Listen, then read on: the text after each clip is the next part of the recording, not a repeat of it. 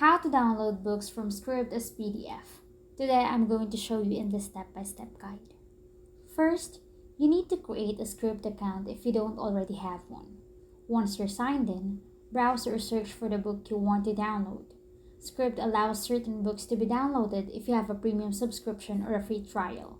Once you've located the book, check if there's a download option directly on the book's page. If it's available, you'll see a download button. Click it and choose PDF as the format.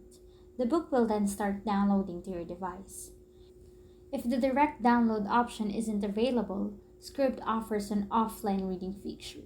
You can open the book in the Scribd app on your phone or tablet and use the Save for Offline Reading option. This doesn't create a PDF directly, but it allows you to access the book without an internet connection, which is useful for reading on the go. For users looking to create a PDF from offline content, some devices allow exporting or printing to PDF through the app or using built-in print to PDF functions. Another method involves using Scribd's trial system. By signing up for a free trial, you can download eligible books as PDFs during the free trial period. Make sure to cancel the trial before it renews if you don't want to be charged.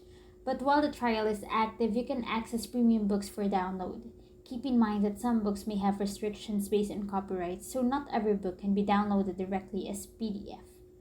Finally, organize your downloaded PDFs so they are easy to access later.